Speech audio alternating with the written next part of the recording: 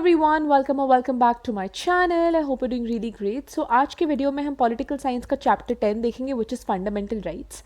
मैंने आपको ऑलरेडी इसके बारे में बता रखा है। ये कुछ ऐसे राइट्स होते हैं जो कॉन्स्टिट्यूशन हमें देती है। हमें मतलब जो इंडिया के सिटीजन्स हैं, द पीपल ऑफ इंडिया, हमारे पास कुछ ऐसे राइट्स हैं जैसे कि हम आज के ज़माने में कुछ भी अगर हमारा ओपिनियन है, कोई भी थॉट है, तो हम खुल के एक्सप्रेस कर सकते हैं, खुल के रख सकते हैं उस पॉइंट को आगे, राइट। तो ये सारी चीज़ें हमारे लिए काफ़ी नॉर्मल है। अगर मैं आपको कहूँ कि आप जो है खुद को बहुत अच्छे से एक्सप्रेस कर पा रहे हो, आप जो है आके कुछ भी ओपन, चाहे आप अपने फ्रेंड्स के साथ बात कर रहे हो, चाहे आप गैदरिंग्स, कोई भी फैमिली फंक्शन या कोई स्टेज पे कुछ भी आप किसी को रिप्रेजेंट कर रहे हो, कुछ भी कर रहे हो, तो आप वहाँ पे बोल पा रहे हो, आप अपने ओपिनियंस रख पा रहे हो। ये सारा कुछ जो है, इसकी फ्रीडम, ये जो चीज़ है कि हम कर पा रहे हैं एकदम फ्रीली, ये कौन देता है हमें? Constitution in the form of fundamental rights. ठीक है, ये काफ़ी छोटा चैप्टर है। आई थिंक इसको मैं इसी वीडियो में कवर कर लूँगी, इसके कोई पार्ट्स नहीं बनेंगे because it's a very short chapter आपके, और ये बहुत फैक्चुअल है, इसमें ज़्यादा एक्सप्लेन करने लायक कुछ है नहीं। ठीक है, तो ये देखो, हमारे पास 6 फंडामेंटल राइट्स हैं, आपको लर्न करने हैं।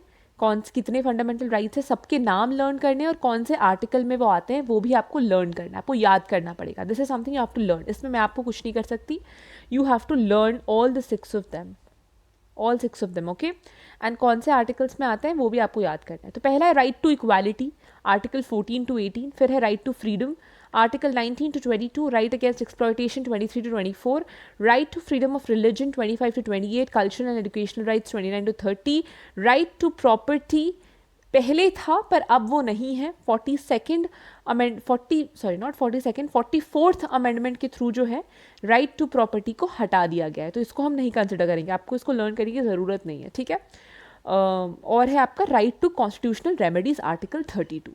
6 आपके पास फंडामेंटल राइट्स है, इक्वालिटी, फ्रीडम, एक्सप्लॉयटेशन, रिलीजन और कॉन्स्टिट्यूशनल रेमेडीज। ठीक है, ये सब क्या है ये मैंने पिछले वीडियो में भी डिस्कस किया है, बट देन अगेन हम डिस्कस कर लेंगे। इक्वालिटी बिफोर लॉ आर्टिकल 14 में है। यहाँ पे देखो आपको एकदम ग्रेट डिटेल में, जैसे कि right to equality article 14 to 18 है ना, 14, 15, 16, 17, 18। तो राइट टू इक्वालिटी के अंदर क्या क्या है वो भी आपको यहाँ पे दिया गया है इस चैप्टर में। ठीक है, पिछले चैप्टर में बहुत ही शॉर्ट एंड कंसाइज वे में दिया हुआ था, यहाँ पे थोड़ा एक्सप्लेन किया है। तो राइट टू इक्वालिटी में पहला है इक्वालिटी बिफोर लॉ, जो कि आर्टिकल 14 है। इसमें क्या बोला जाता है कि सब लोग, everyone is equal before law, equal subjection of all people to the laws of the land, equal legal protection to all of the people। ठीक है, अगर कोई भी क्राइम होता है तो कोर्ट के पास आप जा सकते हो, कोर्ट आपकी बात को सुनेंगे, आपका केस को लेंगे, आपके केस को अच्छे से देखेंगे, राइट। ऐसा नहीं है ना कि आप अगर एक सर्टेन बैकग्राउंड से आते हो तो कोर्ट कहेगा कि नहीं भैया आप तो इस बैकग्राउंड से आते हो, आप इस रिलीजन या इस कास्ट या इस बैकग्राउंड से आते हो, आप चले जाओ, हम आपका case, we don't want to see only what you are actually going through, या आपका केस क्या है ना, ऐसा तो नहीं है। इसलिए कोई भी चीज़ होती है, कोई भी अगर लीगल प्रोटेक्शन की ज़रूरत है तो वो सबके लिए इक्वल है।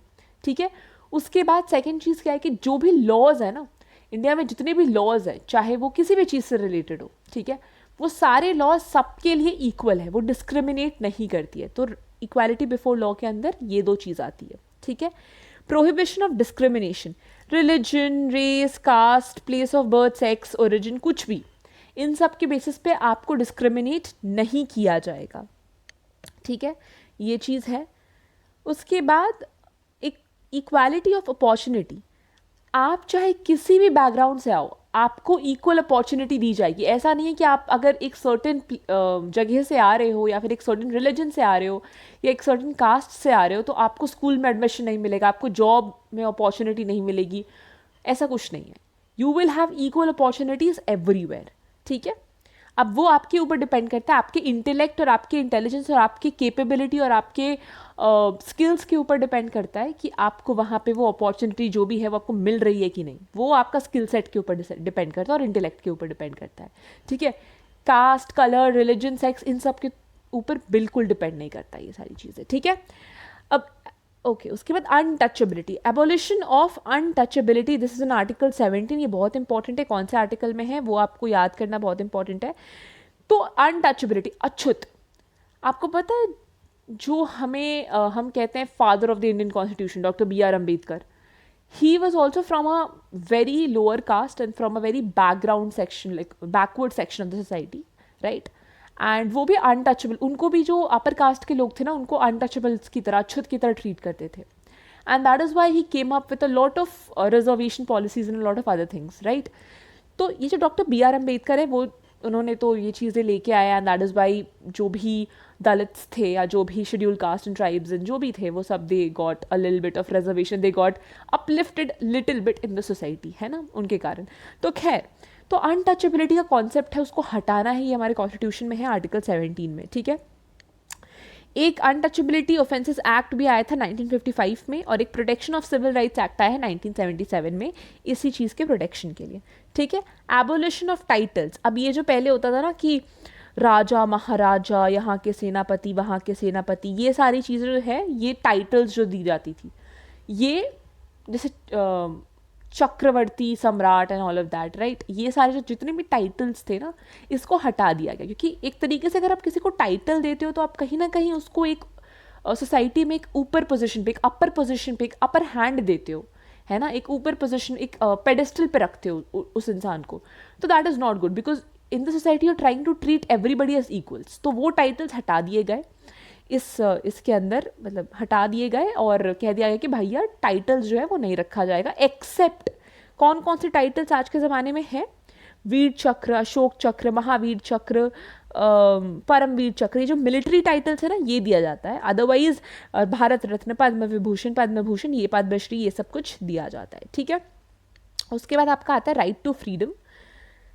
6 फंडामेंटल फ्रीडम आर्टिकल 19 में है. Freedom of speech and expression, freedom of assembly, freedom to form associations, freedom of movement, freedom to reside and settle, freedom of profession, occupation, trade और बिजनेस. बेसिकली आप कुछ भी बोल सकते हो. Freedom of speech and expression. आज आप अपने फ्रेंड्स के साथ चाय की टपड़ी पे बैठे हो, कुछ भी डिस्कस कर रहे हो, आप स्टेज पे परफॉर्म कर रहे हो, कुछ भी बोल, मतलब यू हैव द, आपके पास इतनी फ्रीडम है कि आप जाके स्टेज पे परफॉर्म कर पा रहे हो, ठीक है. आप किसी इंटरव्यू में जा रहे हो, आप जाके वहाँ पे बैठ पा रहे हो, वो अपॉर्चुनिटी आपको मिल रही है, वो एक freedom of expressing your self, वो आपके पास आ रहा है. तो दैट इज़ देयर.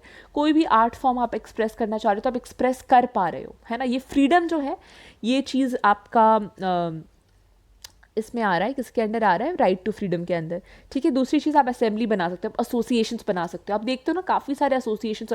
आप अपने मोहल्ले में देख लो, अपनी कॉलोनी में देख लो, एक क्लब होगी या फिर एक एसोसिएशन होगा. जब भी कोई पूजा, होली, दिवाली, इन सब में एक पूरी एक एसोसिएशन, असेंबली, जो भी आप कह सकते हो, एक पूरी एसोसिएशन मिल के ऑर्गेनाइज करती हैं, है ना. तो आपको अपनी कॉलोनी में ही मिल जाएगा वो चीज़. फिर फ्रीडम ऑफ मूवमेंट, आप कहीं भी जा सकते हो. आप अगर यूएस में जाके रहना चाहते हो, आप रह सकते हो. इंडिया में आप अगर दिल्ली में हो, आपको मुंबई जाके रहना, आप रह सकते हो, ठीक है. आप कहीं भी रह सकते हो. Freedom to decide and settle. Freedom of profession, occupation and trade and business. आपको बिजनेस करना है, बिजनेस करो. आपको टीचर बनना है, टीचर बनो. डॉक्टर बनना है, डॉक्टर बनो, है ना. फैशन डिज़ाइनर बनना है, फैशन डिज़ाइनर बनो. कुक बनना है, कुक बनो. एंटरप्रेन्योर बनना है, एंटरप्रेन्योर बनो. जो मन चाहे आपका वो करो, है ना. आपके पास ये फ्रीडम है.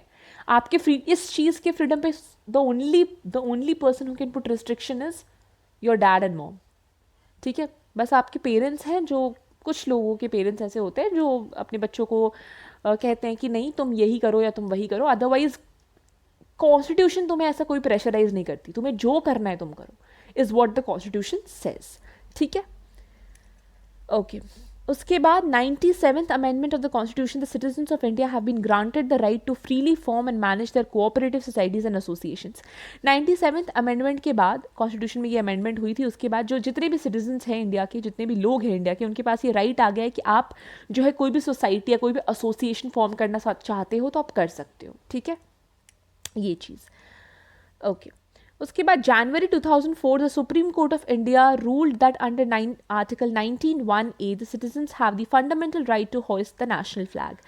2004 जनवरी में सुप्रीम कोर्ट, जो इंडिया की सुप्रीम कोर्ट है, उसने ये बोला कि आर्टिकल 19(1)(a) के अंदर जो जितने भी लोग हैं इंडिया में, वो इंडिया का जो झंडा, मतलब नेशनल फ्लैग है, इंडिया का जो नेशनल फ्लैग है, उसको आप जाके कहीं पे भी होस्ट कर सकते हो. मतलब आप झंडा, वो कहते हैं ना, जाके आप जैसे इंडिपेंडेंस डे में आप क्या कहते हो, हिंदी में क्या कहते हो उस चीज़ को, झंडा, आप टू होस्ट द फ्लैग, है ना.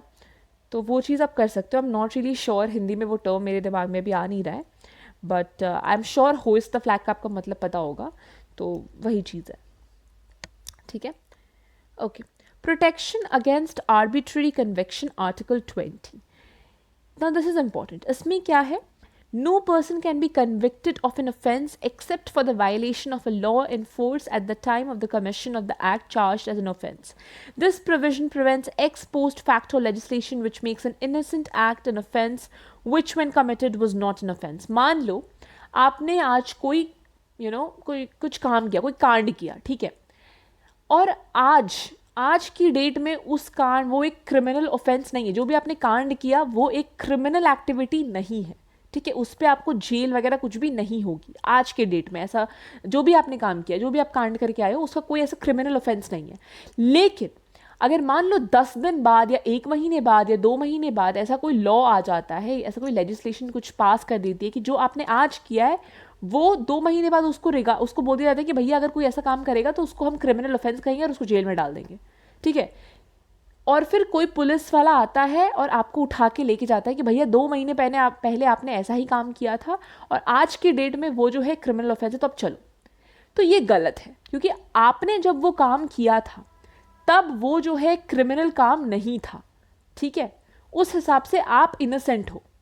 अगर वही काम आपने उस लॉ के आने के बाद किया होता है ना, तो फिर वो एक क्रिमिनल ऑफेंस होता। तो ये चीज़ गलत है, इज व्हाट दिस सेज, ठीक है। सेकंड पॉइंट क्या है?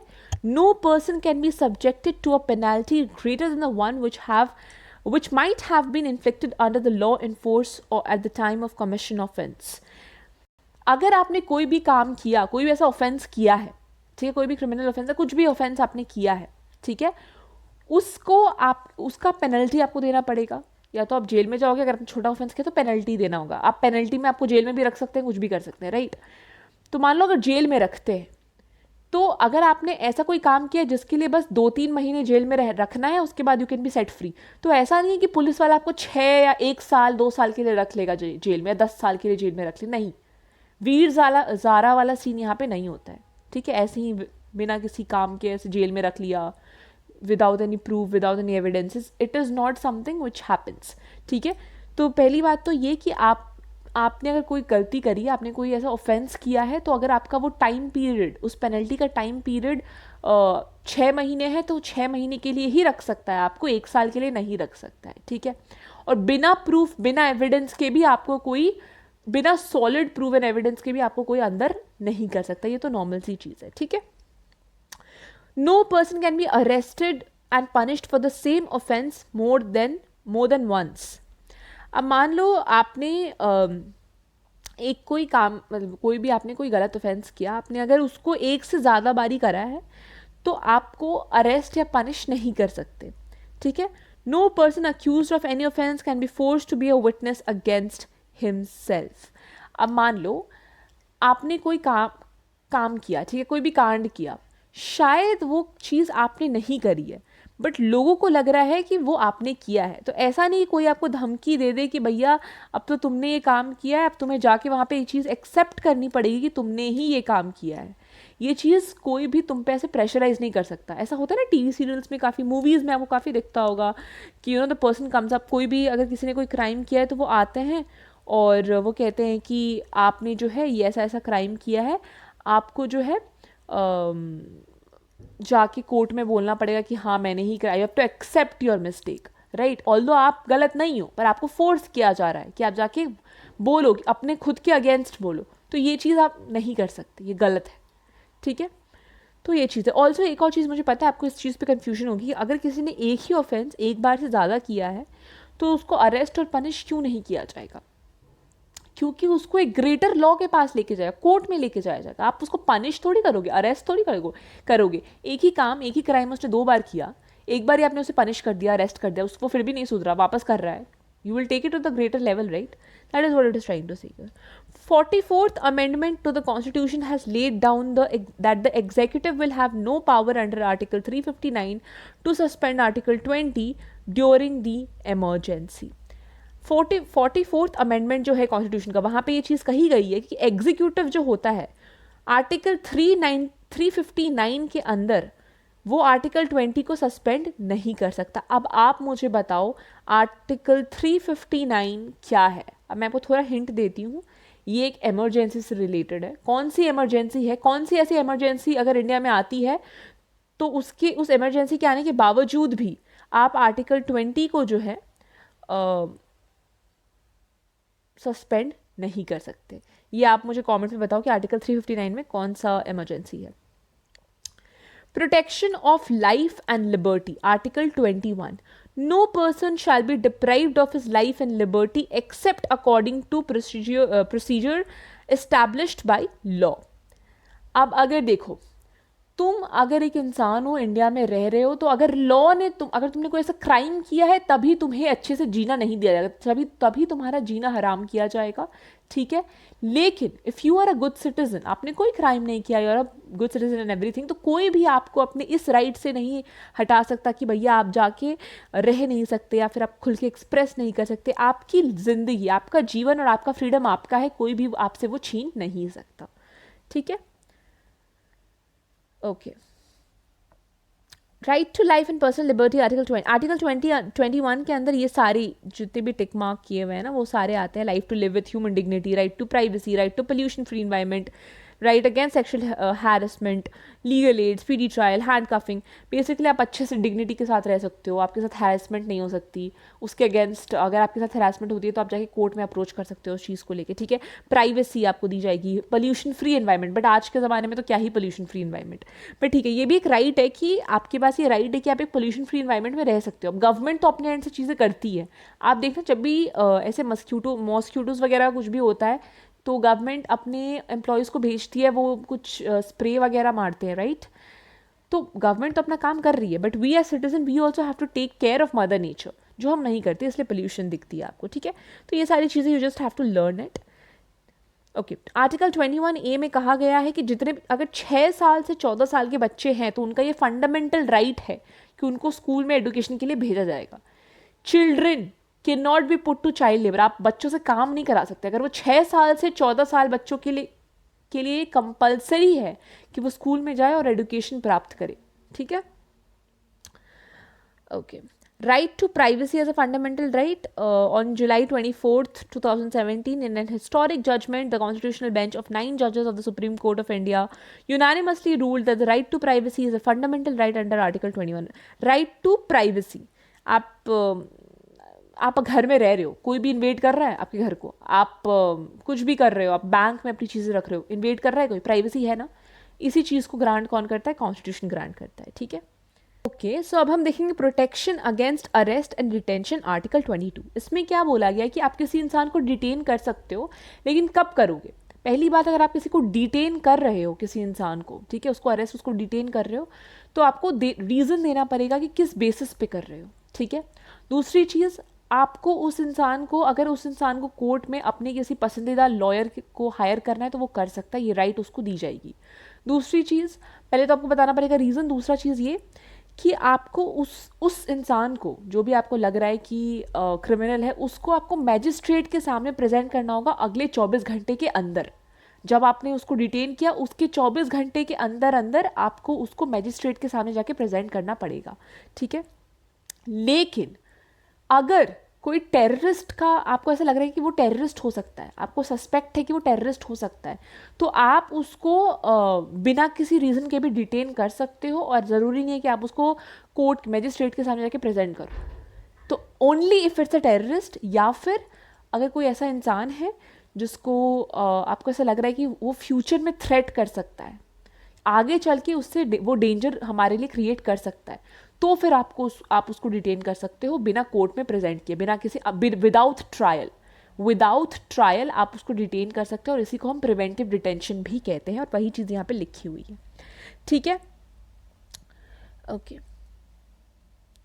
अब देखो, अब प्रिवेंटिव डिटेंशन जब है तो अब बहुत ही ऐसा नहीं हो गया कि आपको ऐसा लग रहा है कि उस इंसान से फ्यूचर में कोई प्रॉब्लम हो सकती है तो उसको चलो अभी ही डिटेन कर लेते हैं। तो कभी कभी ऐसा होता है ना, कुछ लोग अपना इस पावर का मिसयूज़ भी कर सकते हैं। तो कैसे इंश्योर करती है गवर्नमेंट, कैसे इंश्योर करती है कॉन्स्टिट्यूशन की ये मिसयूज़ ना हो? यहाँ पे बोला गया है कि it lays down that no law providing for preventive detention shall authorise the detention for more than 2 months unless an advisory board consisting of persons who are और have been or are qualifying to be appointed as judges of high court have reported before the expiration of the said period of 2 months that there is sufficient cause for his longer detention. तो इस चीज़ को, ताकि misuse ना हो इस चीज़ का, इस power का, ऐसा बोला गया है कि कोई भी किसी भी इंसान को प्रिवेंटिव डिटेंशन के अंदर सिर्फ 2 महीने के लिए डिटेन कर सकता है. ये जो टाइम है 2 महीने से ज़्यादा तक भी वो डिटेन हो सकता है, लेकिन तभी होगा जब कोई जज या कोई ऐसा इंसान जो शायद अभी एक जज बनने वाला, मतलब एक पोटेंशियल जज है ना, या फिर कोई ऐसा कोर्ट में जो है, you know, anyone who is qualified, या तो कोई जज बनने वाला नहीं है, जो क्वालिफाइड है एज अ जज, जो you know who has the qualification of a जज, या फिर कोई जज है, अगर वो कह रहा है कि नहीं भैया जिसको आपने डिटेन किया है वो सही में फ्यूचर में हमारे लिए थ्रेट क्रिएट कर सकता है, तो उसी तब अगर वो ऐसा कहता है तभी उसी केस में आप उसको जो है एक ज़्यादा टाइम के लिए, एक लंबे पीरियड के लिए डिटेन कर सकते हो. अदरवाइज प्रिवेंटिव डिटेंशन के अंतर्गत आप जो है सिर्फ 2 महीने के लिए ही किसी को डिटेन कर सकते हो, अनटिल एंड अनलेस कोई जज आता है और वो कहता है कि देखो भैया आप 2 महीने से ज़्यादा के लिए इसको डिटेन करो क्योंकि फ्यूचर में इससे कोई प्रॉब्लम हो सकता है, तब तक हम देखेंगे कि हमें इसके साथ क्या करना है. ठीक है, ये चीज़. Okay, moving ahead, right against exploitation, article 23 to 24. पहली चीज़ है prohibition of traffic in human beings and force labour. आप किसी भी वुमेन को, किसी भी बच्चे को, किसी भी महिला को फोर्स नहीं कर सकते कि यू नो आप ये काम करो. आप लेबर, चाइल्ड लेबर नहीं करा सकते. आप जो है ना आजकल महिलाओं को बेचा जाता है, तो आप बेच नहीं सकते, आप ट्रैफिकिंग नहीं, उनके साथ शोषण नहीं कर सकते. ठीक है, ये चीज़ है.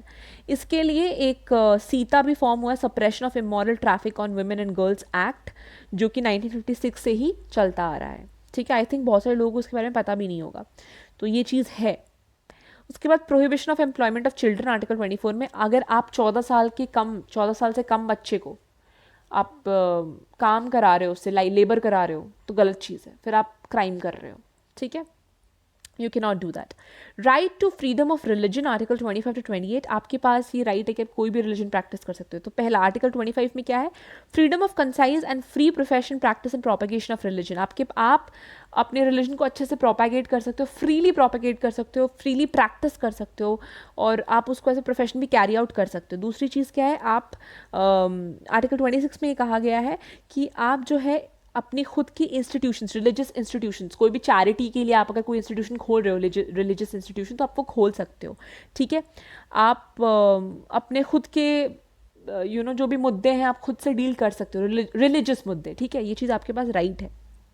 उसके बाद फ्रीडम फ्रॉम प्रिंग, अगर आप अपनी रिलीजन का प्रमोशन कर रहे हो, आप कोई भी रिलीजन से बिलोंग करते हो, आप उसका प्रमोशन कर रहे हो, तो आपको उसके लिए टैक्स भरने की ज़रूरत नहीं है. ये आर्टिकल 27 में है. Freedom to attend in religious function, आप कोई भी रिलीजियस फंक्शन अटेंड करना चाहते हो, ठीक है, किसी भी एजुकेशनल इंस्टीट्यूशन में हो या कहीं पे भी हो, तो आप वो कर सकते हो, आपके पास ये फ्रीडम है. ठीक है, cultural and educational rights, article 29 to 30.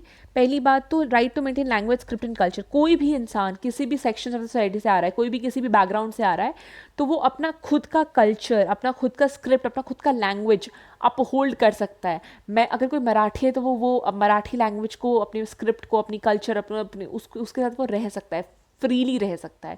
कोई बिहारी है तो वो उसके साथ रह सकता है, बंगाली है तो बंगाली अपने साथ, कोई दलित है तो उनकी कोई अपनी खुद की प्रैक्टिस तो वो कर सकते हैं फ्रीली. ठीक है. दूसरी चीज़, right to establish and administer educational institutions, religion based हो, माइनॉरिटी बेस्ड हो, कोई भी बेस्ड हो, आप अपने खुद की एजुकेशनल इंस्टीट्यूशंस खोल सकते हो और खुद से वो चला सकते हो. इतनी फ्रीडम है आपके पास. ये आर्टिकल 30 आपको ग्रांट करती है. राइट टू प्रॉपर्टी जो थी वो पहले थी बट अब नहीं है, उसको हटा दिया गया है, उसको एक लीगल राइट बना दिया गया है. It is no more a fundamental right, it is a legal right under article 300A.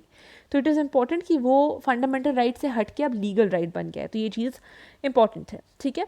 Article 32 guarantees the right to move to supreme court for by appropriate proceedings for the enforcement of the rights.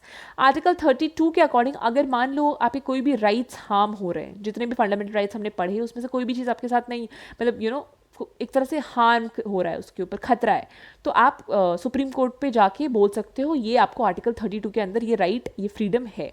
ठीक है.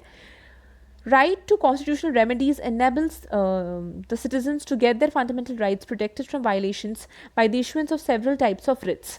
और ये जो supreme court पे जाके आप approach कर रहे हो सुप्रीम कोर्ट को कि आपकी फंडामेंटल राइट ब्रीच हो रही है, तो वो फिर किस तरीके से एक्शन लेता है, वो रिट्स के फॉर्म में होता है. पहला होता है, 3 तरह के रिट्स के बारे में बात की गई है, 5 तरह के रिट्स के बारे में बात की गई है. तो पहला रिट है हेबियस कॉर्पस. इसमें क्या है कि अगर आपको डिटेन कर लिया गया है बहुत ही रॉन्गफुल तरीके से, ठीक है, आपको डिटेन करने का रीज़न नहीं बताया गया, आप इनोसेंट हो पर फिर भी आपको डिटेन कर लिया गया है, तो फिर आप जाके कोर्ट में बोल सकते हो एंड देन कोर्ट फिर इस चीज़ के अगेंस्ट एक्शन लेगी.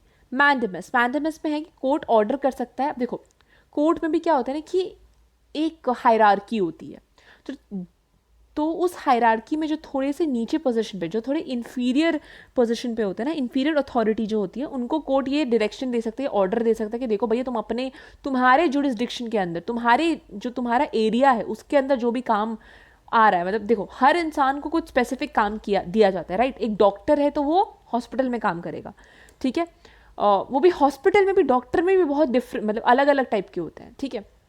कोई न्यूरोसर्जन होता है, कोई डेंटिस्ट होता है, कोई ये होता है, कोई वो होता है, बहुत सारी अदर चीज़ें होती हैं, राइट.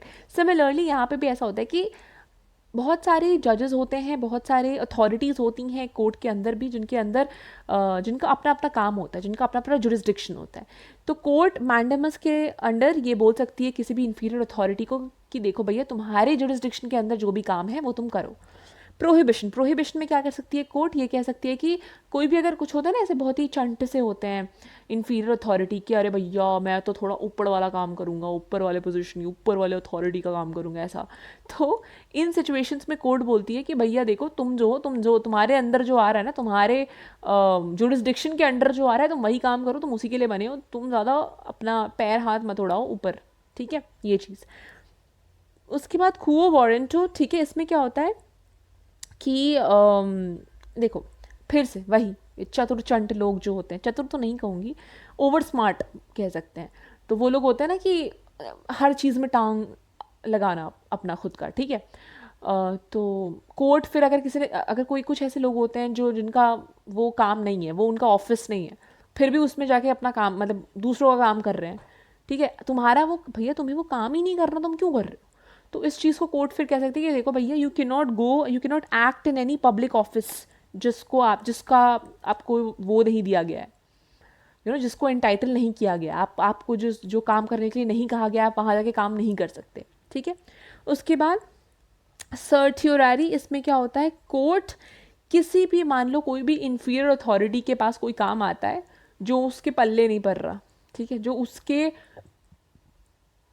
जो उसकी कैपेबिलिटी में नहीं है, तो वो फिर कहेगा कि देखो भैया तुम हमें पास कर दो, तुमसे ना होगा वो, तो ट्राई भी मत करो, हमें दे दो, ठीक है, हायर अथॉरिटी को.